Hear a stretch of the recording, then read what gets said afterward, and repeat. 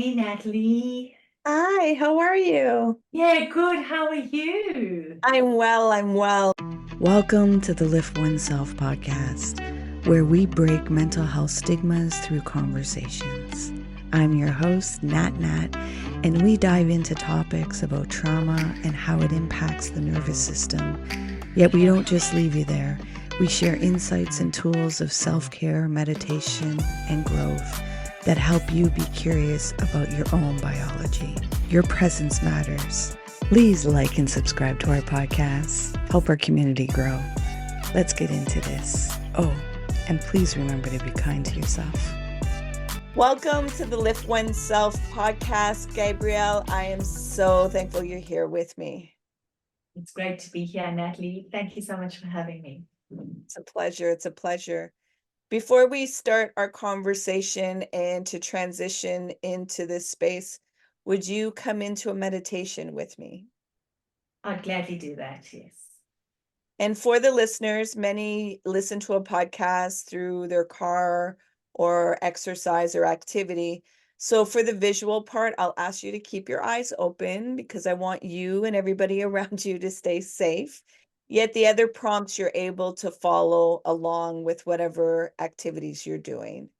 So Gabrielle, Gabriel, ask you if you could find a comfortable position and close your eyes and begin breathing in and out through your nose.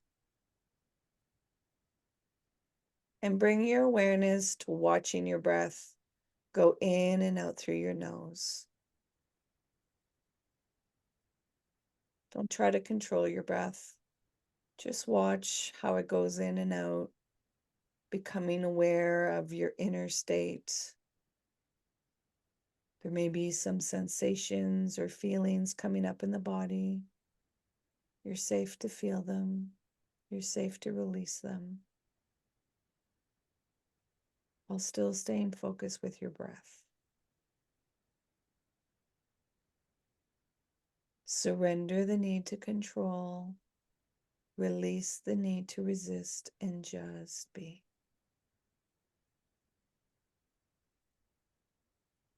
Be with your breath. Drop into your body.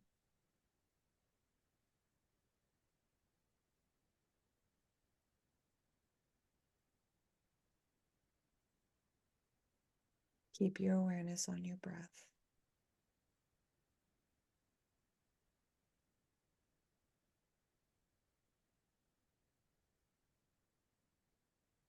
While still staying with your breath, Gabrielle, I'll ask you in your mind to create an intention you want to bring forth in this conversation and for the listeners.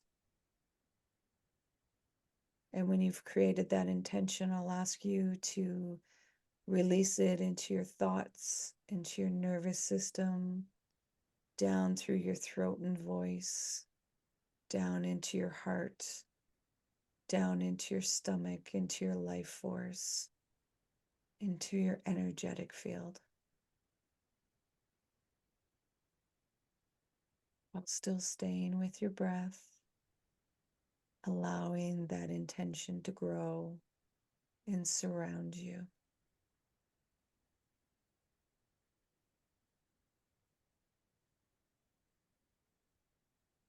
Continue keeping your awareness on your breath.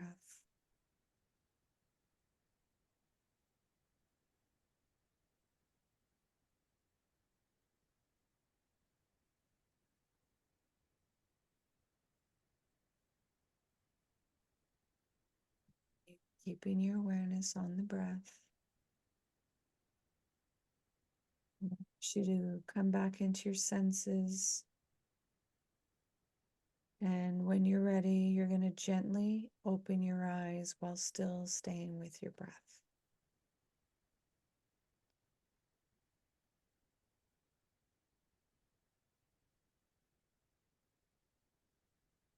How's your heart doing? It's interesting you ask that because my intention that I set was to come from a heart-centered place. So that's wonderful. My heart's open and I am looking forward to the conversation. Can you let the listeners know who Gabrielle is? Well, I am a kind of a composite of someone who is deeply passionate about psychology and deeply passionate about spirituality. And in the last few years, I've allowed both of those two passions to come merge. And my practice is now working through contemporary psychological challenges in a spiritual framework. So that is that's the lens with which I view myself. I've been a seeker of truth ever since I was a young child. Age 7 or 8, I started capturing my dreams and trying to make sense of some really wild and crazy dreams. Started journaling really regularly. And then after my father passed away, when I was about 10 years old, I said to my mom, I want to go and see a medium. And she said no.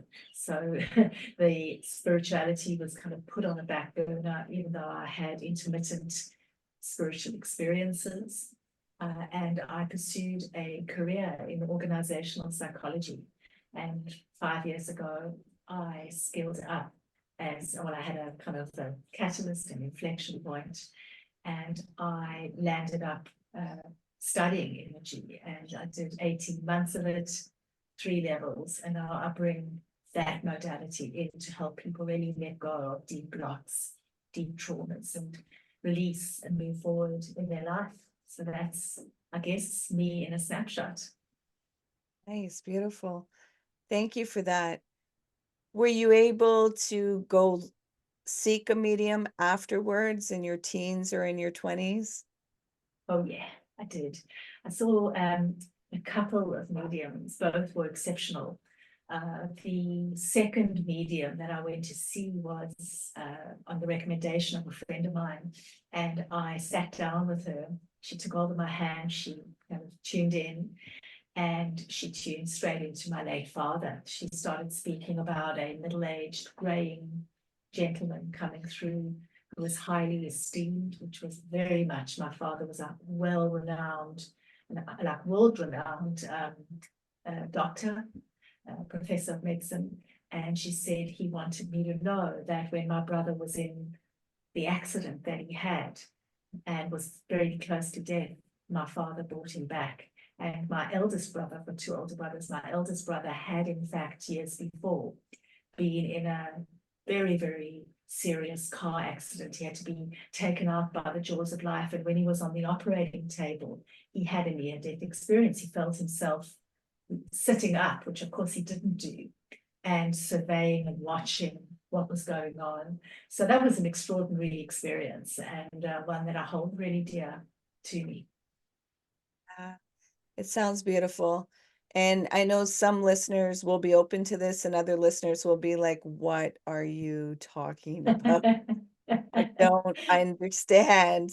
And as I tell people, it's the other side of love.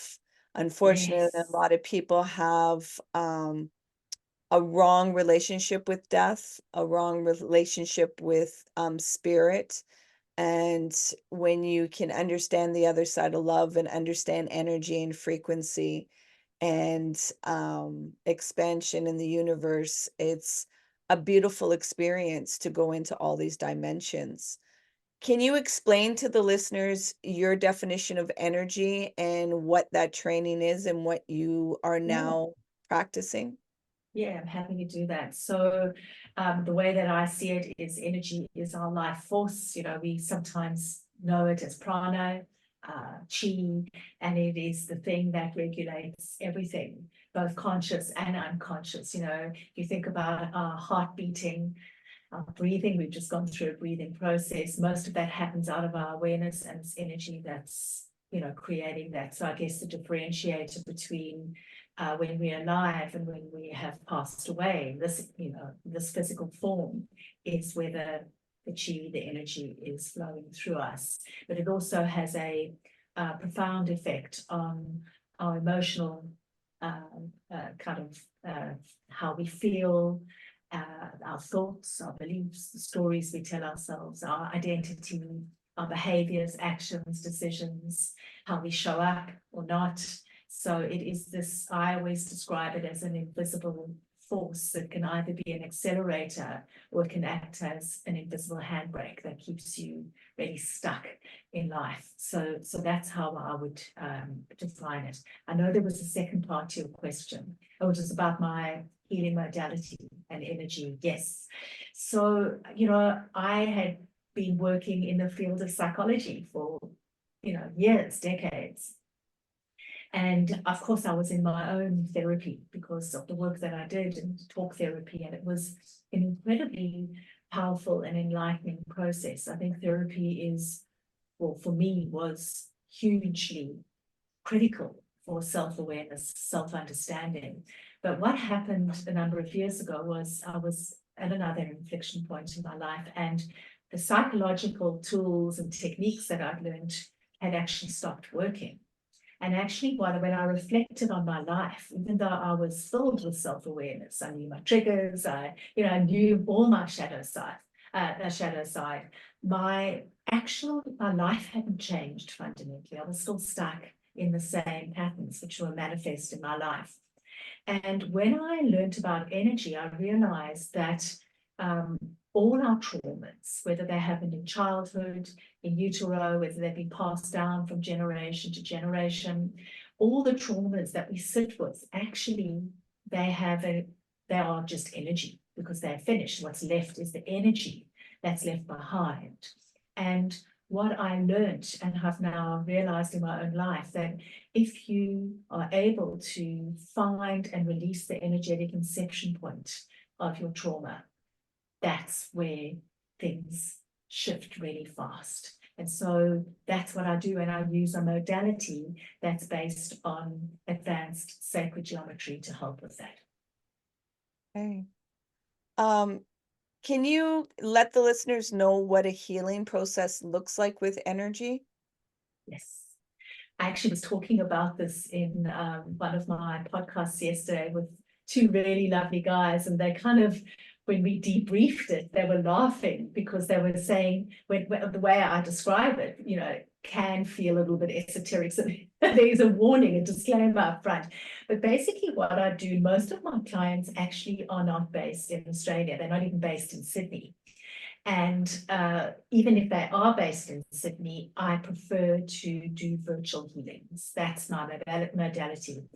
And the reason is that, if I'm hovering over you and working with your chakra system and kind of clearing out your third eye, whatever it is that I'm doing, you're going to feel that sensation. You're going to be aware of my presence. And I want people to really sink into ultimately a theta state if they can, but into a deep state of relaxation. And I don't want them to be bothered by that. So it's mostly virtual. And what I do is I use I've got tools and techniques where, we've got a physical body, but we've also got an energetic body, and the energetic body is where our chakras are, the meridians, our aura, all those things. And what I do is I'm able to bring the person's energetic body in front of me and house it in a particular structure, geometric structure that keeps it intact. And that's what I work with. So it feels to me as I'm working that the person's standing in front of me. And what I'm doing is, because I've activated my spiritual gifts, and I've learned how to read energy. I'm reading their energy. I work with more than the 7 chakras, but I go through the chakras that I work with, the 7 ones, most of us know about them. And often when I'm in a chakra, I'm feeling the sensation in my hand. I'm a clairaudience, I'm hearing, getting messages, getting intuitive pings, and I'm knowing where to work, where to really double down. And often, so for argument's sake, say, like I feel something in the person's throat chakra, for argument's sake. That might take me in a variety of directions. I then branch off. I might get a really intuitive sense that it is from childhood. Yeah, so I'll then use geometry that allows me to read across their timeline, go into their childhood and really understand what's happening. I gave this example yesterday, which seemed to land. So I was once working on somebody, and I can't remember which chakra it was, but it took me into I did a childhood kind of healing and reading, and I got a very strong visual of this person as a 4 or 5-year-old boy sitting on a dusty road and feeling like self-soothing, feeling like they were, sad, but really trying to soothe themselves. And when I finished and I cleared and I did whatever was, needed, and the person came back, which is always what happens, I bring them back and then we debrief. I spoke about that. I said, this is what I picked up. And they spoke about an incident in their childhood where they ran out of church and kind of went to a place that I described similar to that. And people couldn't find them. They were on their own. They were feeling scared.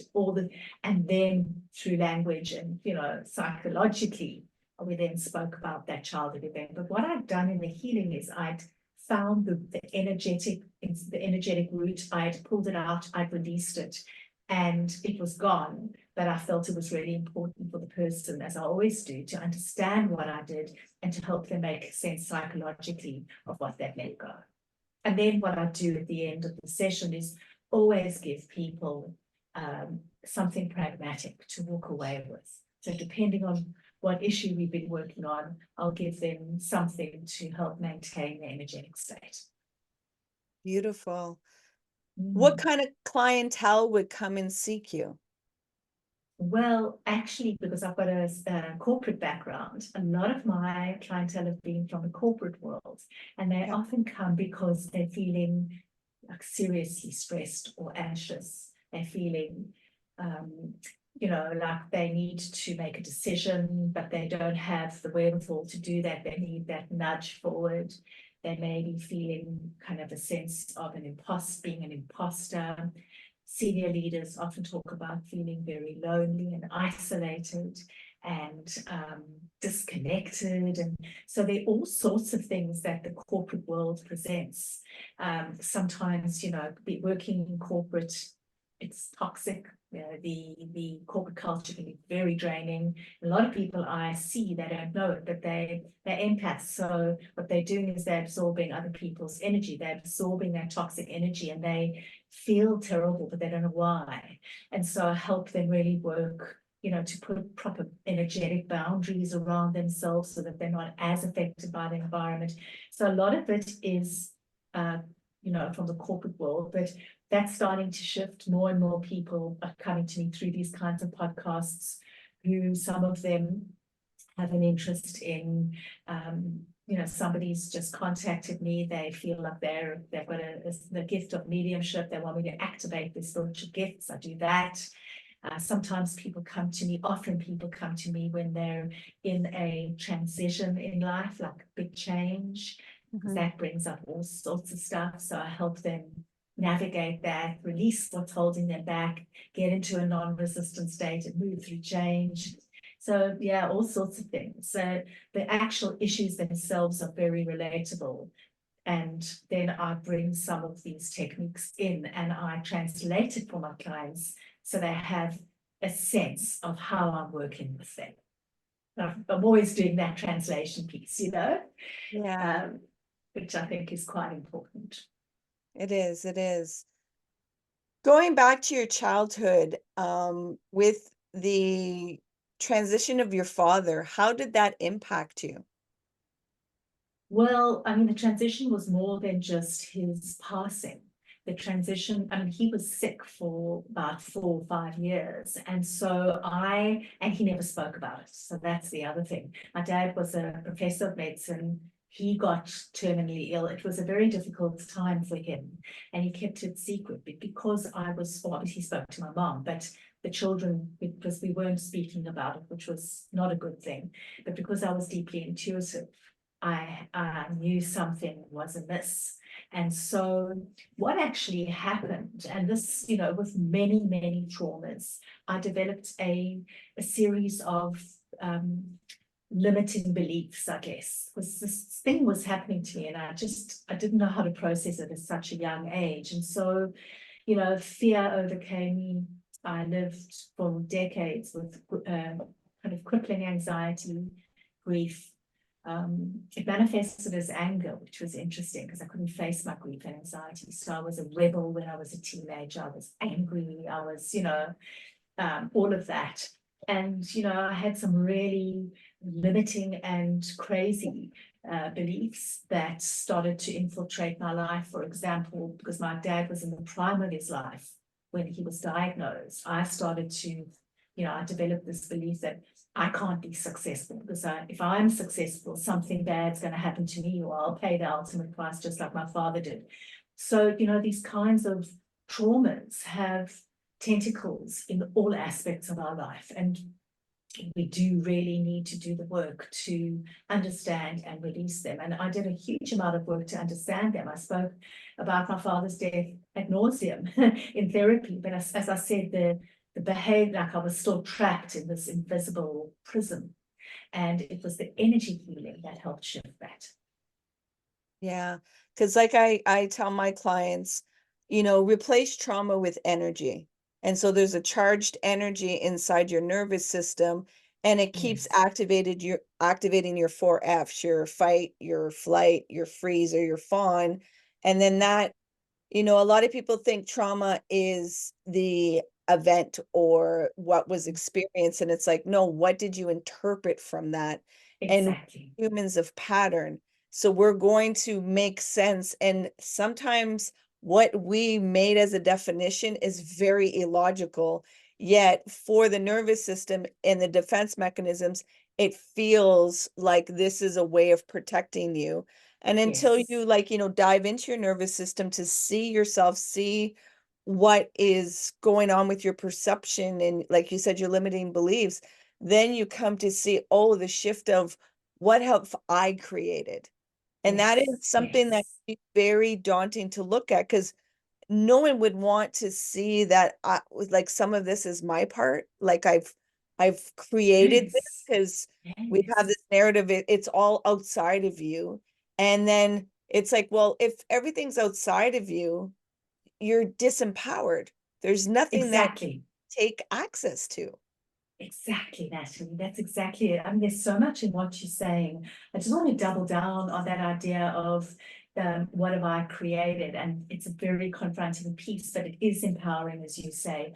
When I work with human transformation, that's the biggest challenge, getting people from knowing they've got a problem to owning it, you know. And so the ownership piece is difficult, but as you say, it's not just empowering, it's quite exhilarating when you have moments of awareness, and you feel like a sense of motivation, you feel like you're progressing, you're all motivated by that. So it's an important piece.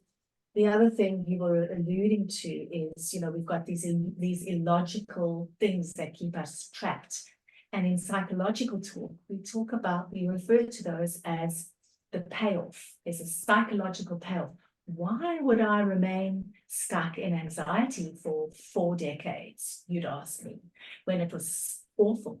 And the reason for me, the payoff was, if I worry, if I'm constantly on edge, if I'm hyper vigilant, then bad things won't happen to me.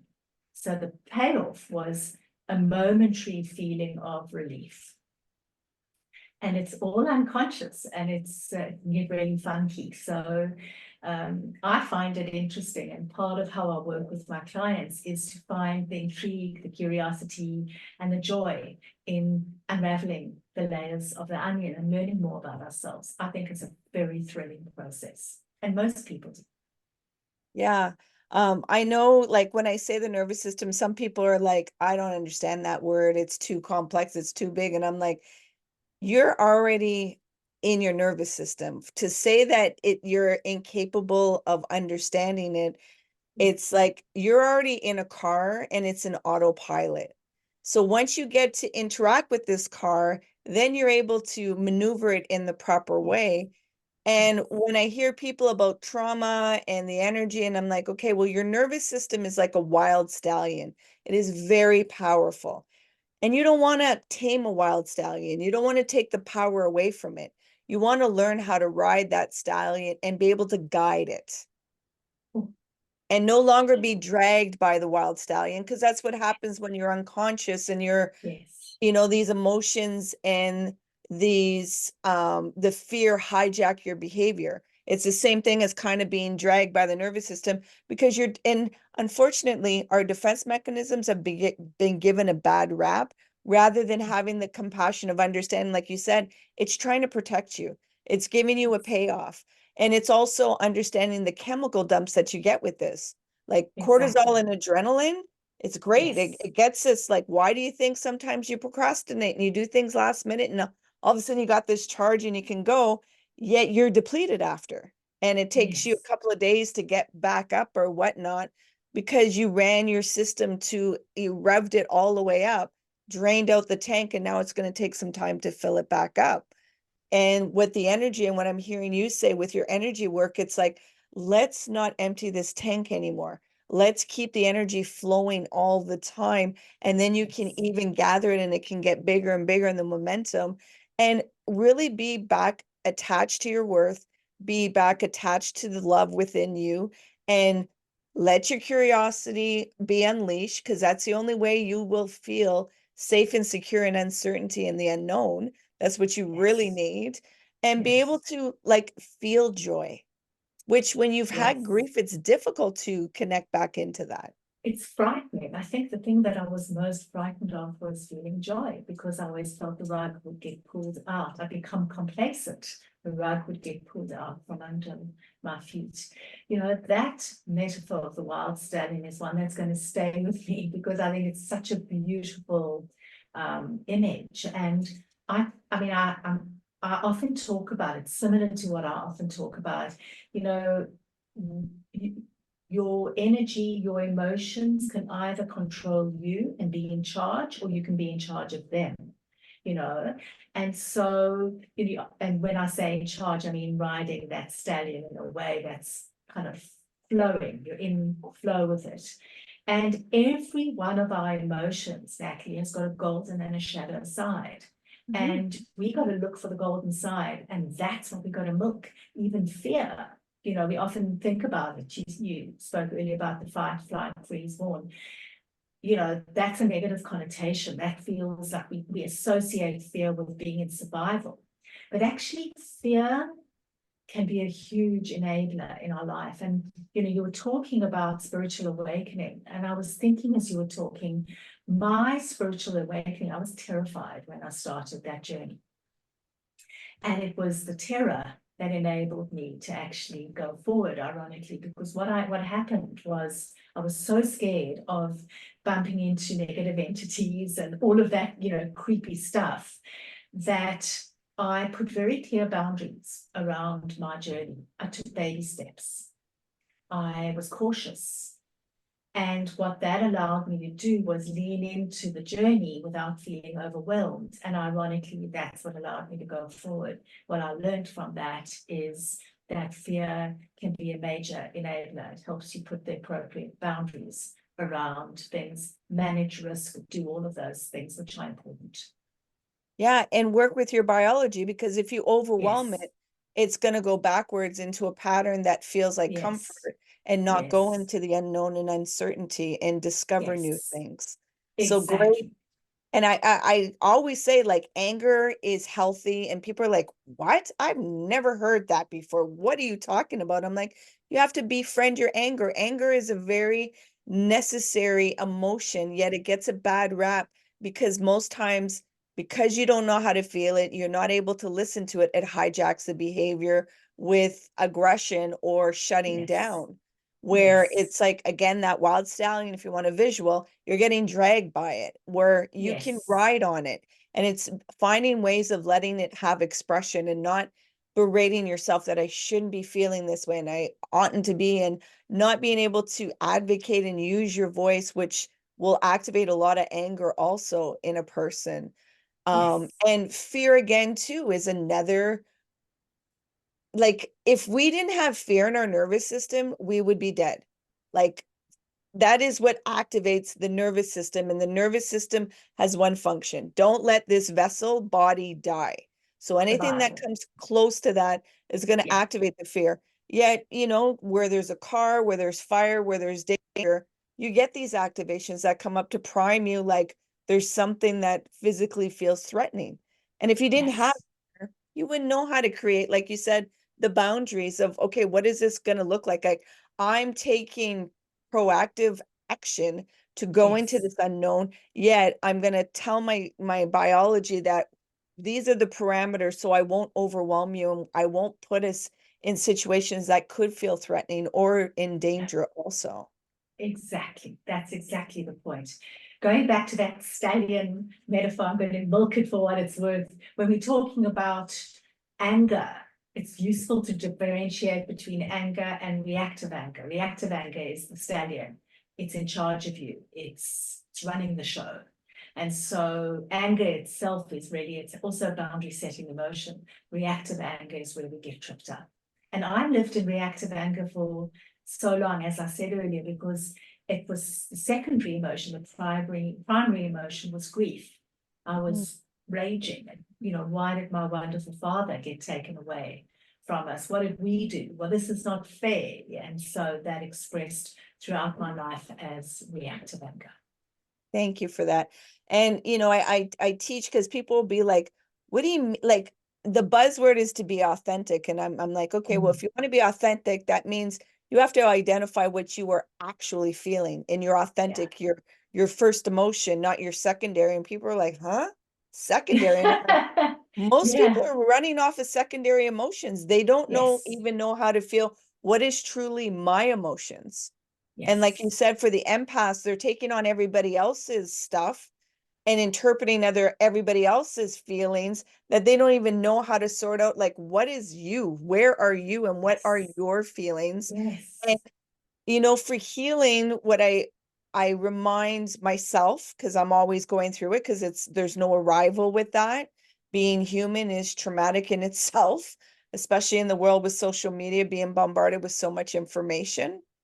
It's recognizing that I lost my train of thought. What was I saying? That sounds very much like me. I'm glad it happened to somebody else because that happened to me a few days ago on I a was kind of podcast. pausing. What was I saying? No, I've forgotten. Look, I'm menopausal, so I've got an Let's go. excuse. I've literally forgotten. I was listening and then, what were you saying?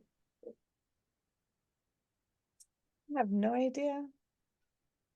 It'll be interesting when It'll come back. It'll come back. it'll be what it has to be. You were talking about empaths at one point because I took a note, but I I think was that saying was what? previous thought. Empaths, that was your previous thought. Oh, the Not sure. secondary emotions, wanting to be Yes, authentic, and yes, people don't know how to actually feel what their feelings. Yes, this is yes, what it is. With the healing, what people need to recognize, you have to have radical honesty with yourself. you And do. that can feel brutal. It can, or it can, yes, it can, and it can elicit shame. I guess that's the risk. And you've got to keep your shame in check Mhm. because, like when you have moments where you realize that actually you've been the common denominator in all your upsets in your life, all your patterns. And that is it is very difficult. And so shame is one emotion to really nip in the bud because that can really go down a downward spiral. And one of the ways that I have dealt with shame myself, because shame thrives in silence. When we feel ashamed, we don't talk about that thing. The best way to get over shame and to, I guess, neutralize its potency is to actually talk about it to somebody who you trust. Mhm. And I think that's an incredibly powerful gift that we can give ourselves to help us move forward and kind of get through impasses in our life. Yeah, because shame can bring you in a quicksand that is very difficult to come back out of. And that suicidal ideation and self-loathing can really get really entangled where it's really difficult to see any light and recognize like you are the Yeah. light. It's just very dark. Yes. And It's a it's very again, dark defense place. mechanisms trying to protect you. So it's not in a way of shaming the shame. It's Yes. recognizing, okay, this is what's happening, and like you said, having that feedback of speaking to somebody where you can have a sacred space of honesty and somebody's not trying to paint it out of you. It's like, okay, this is where it is, yet is it true? What are other things that you have to see that you're not allowing the context of everything to be seen? You're Yes, just in one yes. little part of it. Exactly. And that kind of inquiry, like really debunking the truth of the thing that's making you feel shamed, is a really important intervention. But sometimes moving through shame is just as simple as realizing that we all feel shame. You know, I'm not the only one who's sitting and cringing about something in my life. We've all been there. Yeah. Often in our lives. So it's a universal experience, and that helps me feel a lot less caught up in it. Exactly. And it's, sometimes I have to remind myself as well as my clients, it's like, just because you think that you face something and you feel that it's healed or healing, don't be surprised when it comes back and knocks as a visitor. Because then Yes, it's like, can you yes, interact with me? Are you able to yes, sit with me? That's what the shadow work is, where people think, exactly. I slayed it and it's gone now. And it's like, No, no, it's going to no, come back. And it's how can you interact with this? that's right. And it comes back, for me, my experience has been it comes back in a different form. Yeah. When I do the energy healing, and I release a primary core root of a block, it can certainly come back, but what I found and what my clients have told me is that this, when it comes back, it's with less, you're not riding the stallion. There I go Yeah. again. You're able to now interact with the Mm. emotion because it's not as terrifying. Something, the valence, the charge has been released, and now you're able to interact with it in a healthy way and listen to it and honor it and value it and sometimes debunk it at whatever it is, but actually, you've got to get to that point. The first round of talking about it, healing it, gets rid of the overwhelming nature of it. And then when it comes back, you have a different relationship to it for sure. Yeah, it's that charge. Because when you haven't felt it and when you've pushed something down, there's a real big charge to it. And for it to come up in the body, it is overwhelming. There's physiological things that go on, your heart, your sweating, your Very much body so. temperature. Like your system Yes. is really on hypervigilant alert, and that Yes. does not feel good. So, doing the energy healing, it removes that charge. So now you can see it without it alerting the system of, oh no, we can't look at this, we can't feel this. It's like, Exactly. no, we Exactly. we we can look at it. And it's a beautiful thing when there's something that used to supercharge you with either tears or anger, where you could have laughter. Like you can Yes. bring the humor to it and be less serious with it. Exactly. Exactly. I've had a couple of times in my life since I've worked with energy where I've had to sit in a particular pattern or a particular emotional block it usually takes me about 3 weeks of deep immersion to release something that's been holding. I sat in shame for about 3 weeks. Woo, That was intense. warrior I work. sat, yeah, I sat in grief and terror and fear for about 3 weeks. Um, and when the fear came back at a later stage, it was more appropriate given the circumstances and it was more manageable. But I guess telling you the story, as we talk about, how do you face into your fears, immersion is the most effective way of doing that, where you don't hide from it. You feel the emotion, you dream about the emotion, you document your dreams, you talk about it, you're absolutely in it, but you're doing so from a place of love. You're pouring consciousness and loving attention onto that thing. And eventually it dissipates. And when you pop out, you feel that relief and release. And as I said, we've said over and over again, when you are triggered again, you never go back to the intensity of that. You process it in a very different way. I highly recommend to people, dedicating periods of time to working through and processing these things and sitting in it as long as you need to. when it came to anger, I released it within 30 minutes, but it was the most intense 30 minutes of my life. I felt like I wanted to jump out of my skin. I was actually on call to one of my mentors, and they had to talk me off a ledge, metaphorically, because it was so uncomfortable to go off the physiology of it. It was rage coming to the surface to be released. And thankfully, it took 30 minutes to release a lifetime's worth of rage. But the experience was very intense. I had to breathe my way through it. I had to go out into my garden and sit in sunlight. It was pretty intense. So yeah, but I think it's really thrilling and exciting when you look back. It is. And seeing the capacity of what our biology can go through and really like it's really priming the mind that you have the capacity, yet allow yourself the space and be with people that can hold space also. So they can empower you to remind you, you know, what you are committed to and that you're not alone and that you have that safety also.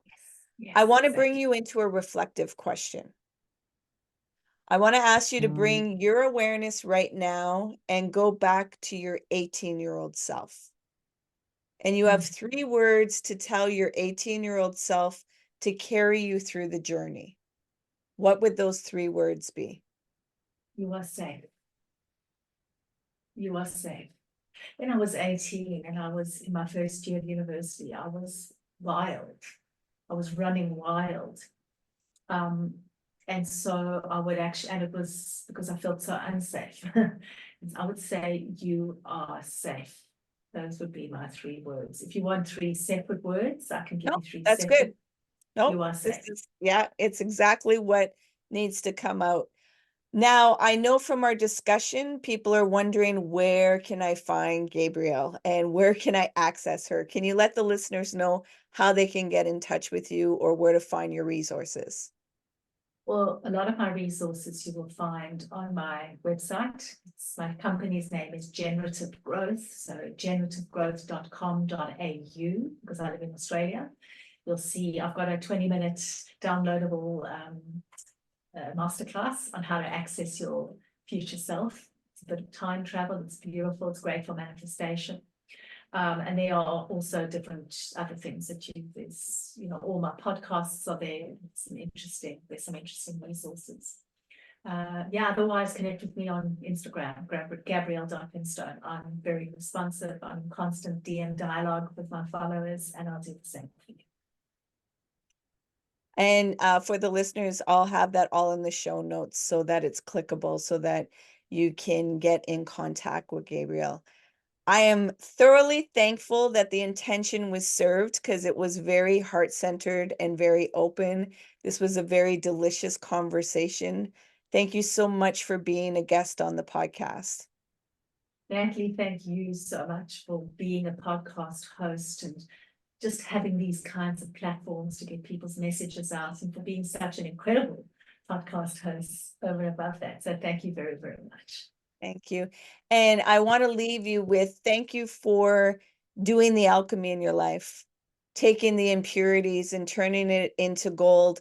And you're offering that to other people so that they don't have to go through the ways that you had to. You're shortening the ways for them to really get back into joy and feeling life. So thank you for that alchemy. Absolute pleasure. Thank you for saying that as well. It's my greatest gift. Please remember to be kind to yourself.